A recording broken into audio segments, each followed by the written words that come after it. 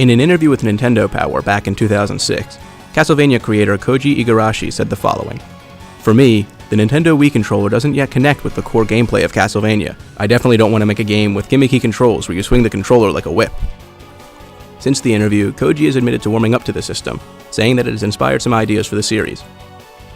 Just 2 years later, Castlevania Judgement has been released for the Nintendo Wii, bringing Castlevania to the system in fighting game form, far removed from the typical dungeon crawls. It's not what gamers wanted or expected, and the initial outcry was fierce. But if Super Smash Bros. Taught us anything, it's that turning a popular series into a fighter isn't always the worst thing that can happen. Right on time. Welcome to the Time Rift. You wander through time. To what end? There are plenty of single-player modes to go through, ranging from story, where each character has a handful of cutscenes and text screens to establish an excuse for them to fight through a gauntlet of enemies, to arcade, where the player just simply fights a gauntlet of enemies. There's also castle mode, where the player goes from door to door facing enemies with a different set of rules placed upon each battle. All in all, the modes are well varied, and should give fighting fans all they expect, while assuring Castlevania fans have a good excuse to collect artwork and musical tracks.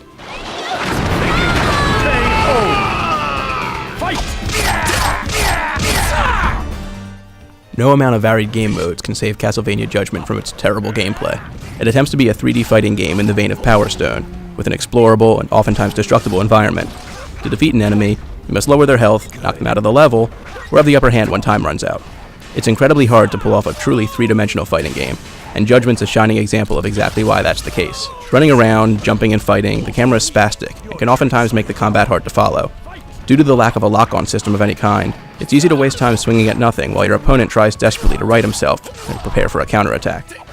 The controls don't help the situation, and the easiest way to sum them up is to say it has gimmicky controls where you swing the controller like a whip.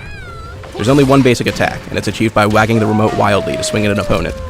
Other combinations can be performed by hitting different buttons, like throwing items found in crates and statues, but most of the times acting like a drummer, bopping up and down with the remote. You have the option of using the GameCube or Classic controller, but even then the controls are just barely passable. There's also a super attack, which is unique to each character. Landing one lowers the opponent's health drastically, and can be unleashed when the player's special meter is filled. Sadly, the meter is quickly replenished, and the super attack's usually incredibly easy to land, making it so it's a race to see who can use it first. Burn away. Of course. Aside from the opening cutscene, there's very little Castlevania about Judgement. It hovers around styles and themes present in the series, but the design is generally bland and unimaginative. Graphics are usually flat and not worth complaining about, with the high points being the super attacks. Levels are fairly varied, and give players a wide range of environments to battle in. Where it fails the most is in its voice acting and writing. Characters sound completely unenthusiastic, likely because of the awful scripts they're forced to follow. The dialogue in the story is some of the worst I've ever seen, even when compared to other fighting games. Where is place for me?